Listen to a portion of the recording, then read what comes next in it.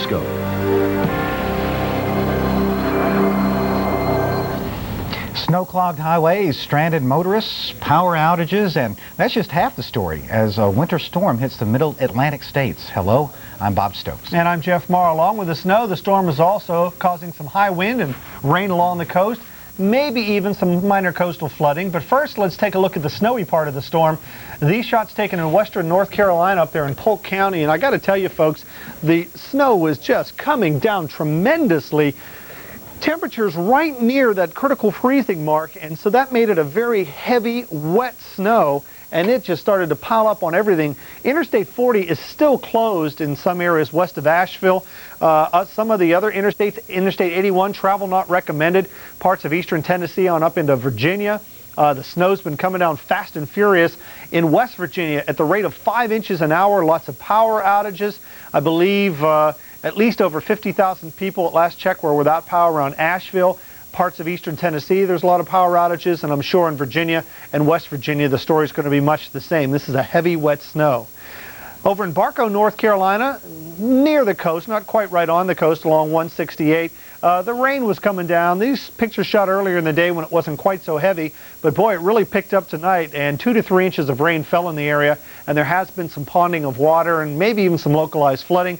You definitely want to take it slow when you're driving around this storm. Again, the Piedmont down to the coast, it is rain. You head up into the mountains, it is the heavy, wet snow. Moisture getting pulled right off the Atlantic and thrown back up into the mountains. Again, around this area of low pressure, and then again on these easterly winds, just banking that moisture up into the mountains.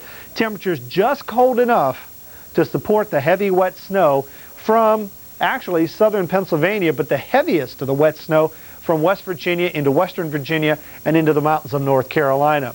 That same onshore wind has prompted some gale warnings to be in effect, although now that the low's pulling up through eastern North Carolina, the wind's out of the northwest more for South Carolina here, and that'll eventually shift around in North Carolina. So gale warnings all the way up to the Merrimack River, and with the onshore flow persisting overnight tonight, watch out for some coastal flooding, and there are some coastal flood warnings from Ocracoke Inlet all the way up to Little Egg Inlet in New Jersey. That does include Albemarle and Pamlico Sounds in North Carolina.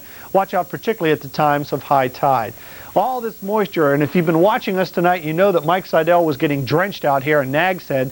The rain all the way up in toward D.C. and Baltimore and Philly. But back to the west, the snow just does not want to end here along Interstate 81. May be impassable or even shut down. I wouldn't be surprised there at all in parts of western Virginia and northeast parts of Tennessee near the Tri-Cities.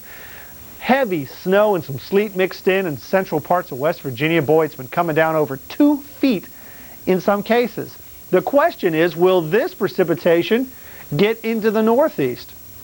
Looks like now, even though it looks pretty impressive here, that a lot of this is going to evaporate as it heads into drier air up toward Boston, Hartford, Providence, and New York. But there might be a slight accumulation of some snow back away from the coast and a little bit of rain right down along the immediate coast, or freezing rain. But the heaviest of the wet snow from south central PA, and again starting to taper off in Tennessee and North Carolina. But power outages, definitely a major problem tonight. Again, travel definitely not recommended in these areas. Keep tuned to the Weather Channel. We'll keep you updated. Let's check out the west now with Bob. We're going to go there, Jeff. Thanks a lot. Well, elsewhere in the nation tonight, there is heavy fog in parts of the upper Midwest, and it's been very cold in some areas of northern New England. Just looking at these pictures of the sunrise over Portland, Maine today is enough to make you shiver. With an overnight low of just 3 degrees, everyone was bundled up for the ferry boat ride out to the Casco Bay Islands. What looks like steam rising off the bay is called Arctic sea smoke, caused when cold air passes over the warmer water. Canaan, Vermont, speaking of cold, minus 30 last night. That is nippy. High pressure here, that's the center of the Arctic high, and it's a factor in those strong winds buffeting the mid-Atlantic coast, as Jeff was elaborating upon. But we still have the cold air in place and a few snow flurries here in the Green and White Mountains of New England. And you just need to be careful. It's not the major snow event of the year or century, but snow coming down. And also an upper air disturbance brings some precipitation to the northeastern part of the Great Lakes. But there's the fog over the Quad Cities getting into Springfield, Illinois. But we're looking at 32 in Boston now, 30 37 in New York. Not quite as cold as it was, say, when that initial Arctic blast came in not too long ago with those northwesterly winds, but 37 in New York, 40 in Philadelphia now. And there's a look at the fog. You can see another view of it. Quad Cities, Des Moines, getting into Waterloo, Iowa, Champaign, Urbana. It's been foggy for much of the day, in fact, across a good chunk of the upper Midwest. Earlier today, Detroit, Chicago, you were looking at fog, and Minnesota. Looks like Minneapolis, St. Paul, fog, Rochester, Minnesota. So you just need to really take care here because that can be, of course, a driving hazard. It's 32 in Chicago, 29 in Minneapolis. Again, not bad for this time of the year in the Twin Cities.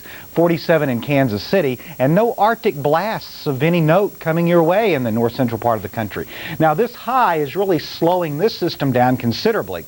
We expect the rain after midnight tonight to pick up in Seattle, and it won't be until tomorrow before you in San Francisco see rain. But this high is going to stick around for the next few days.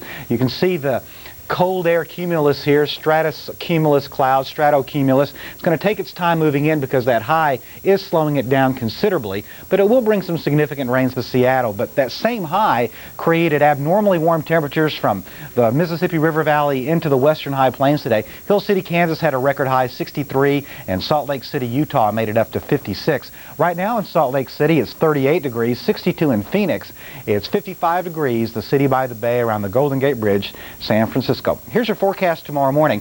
With that low moving toward the northeast, and you've got the onshore flow, rain in New York, rain in Philadelphia, rain in Washington, and we're all looking at temperatures above freezing in Philadelphia and Washington at the freezing point in New York. We'll be watching that carefully for you. Still some rain hanging around the southeast and North Carolina, and fog in the Bluff City of Memphis, so please you might want to allow yourself some extra time. Just think in your head, well, I need some extra time because of the fog along I-40 in Memphis, and some frozen precipitation in the middle part of Minnesota, where we have enough cold air in place where at the surface we could see some of the precipitation, the freezing rain.